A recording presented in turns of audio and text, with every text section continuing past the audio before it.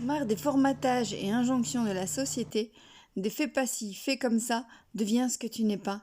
Un jour, j'ai décidé d'incarner ma vraie nature pour vivre libre et heureuse. Moi, c'est Angélique, coach en épanouissement personnel. Mon métier, te transmettre les outils afin que toi aussi tu puisses donner sens à ta vie, une vie épanouie.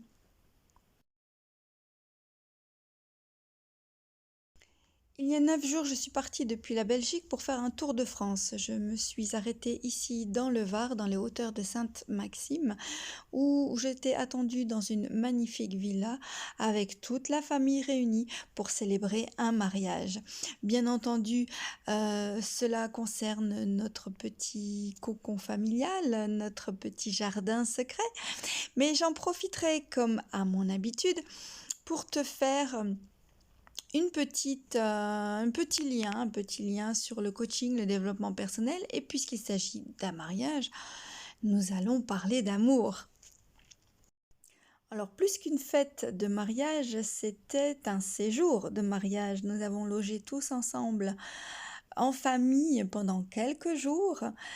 Autour de cet événement, on s'est retrouvés d'une autre manière et plus que jamais, c'était de jolies retrouvailles pour nous tous.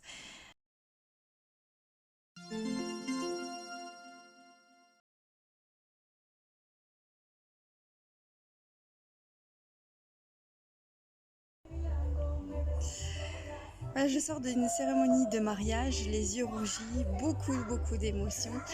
L'officiante a su retranscrire avec beaucoup de fidélité leur histoire. Et du coup, oui, vraiment beaucoup d'émotions. Et du coup, comme ça, brûle pour point, ça m'a donné l'idée de faire une vidéo sur la préparation à la relation amoureuse. On peut penser que vivre une relation amoureuse, c'est inné, ça ne l'est pas pour tout le monde. En fait, en termes de préparatifs, ce que je veux dire par là, c'est que c'est important de travailler sur soi, d'être capable d'être en amour avec soi pour être en relation avec les autres. Un couple, ce n'est pas chacun pour soi, c'est une union de deux êtres qui sont imparfaits et qui vont s'entraider mutuellement à donner le meilleur d'eux-mêmes et également être aimés d'un amour inconditionnel.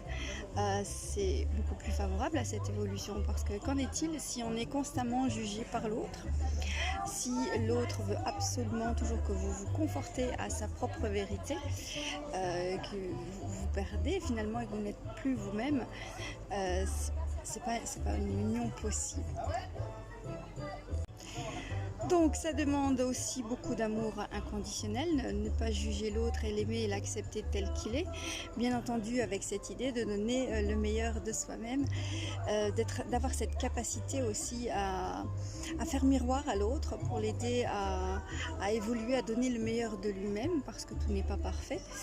Et quand quelque chose ne fonctionne pas, c'est important de ne pas culpabiliser l'autre, mais plutôt de se concerter sur les projets de vie et la manière dont on va vivre cela au quotidien. Chacun donne le meilleur de la part de soi dans les projets communs pour la construction du couple, mais également la construction de soi. Parce que oui, lorsqu'on se rencontre ou quelques années auparavant, on n'est pas forcément la même personne. Et avec le temps, comme les événements, rien n'est figé. Et il y aura des choses à construire, à projeter, à évoluer. Il y a les projets de vie communs, bien entendu, mais aussi le projet de soi, c'est-à-dire de ne pas se perdre. Et encore une fois, cette idée d'accepter l'autre tel qu'il est et de l'aider surtout à se développer relationnellement, émotionnellement. Le couple permet cette union où le devient beaucoup plus fort.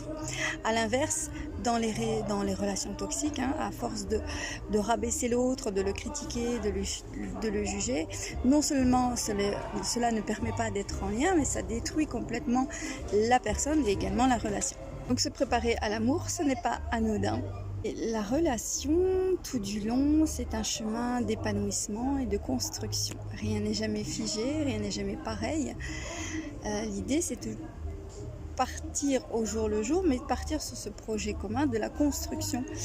Est-ce que ce que je fais en ce moment même là, dans mon présent, va dans le sens de la construction de notre relation de couple, ou est-ce que cela va la détruire? C'est important aussi de se poser la question, d'avoir ce regard vers soi et d'accepter le miroir de l'autre. Le miroir de l'autre, c'est quand il me reflète quelque chose de désagréable.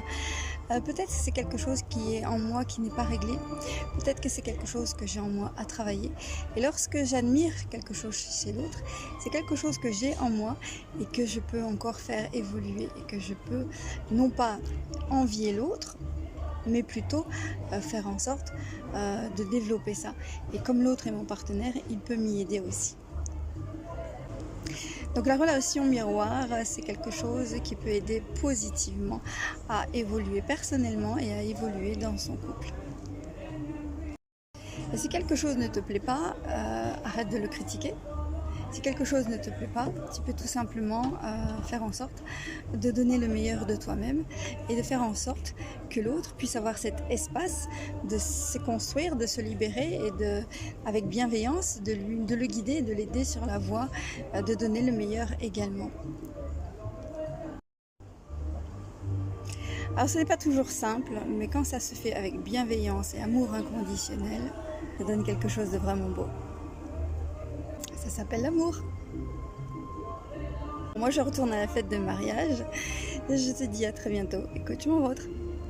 Je voulais te dire que tu es un petit peu dans la merde parce que c'est moi qui ai attrapé le bouquet.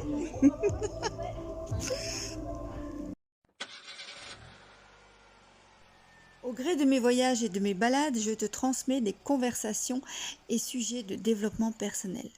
Si tu ne veux manquer aucune de mes aventures et être notifié, abonne-toi, likez et partagez un max. Il est urgent d'agrandir le cercle des gens épanouis. Et quand on est heureux, ça ne fait de mal à personne.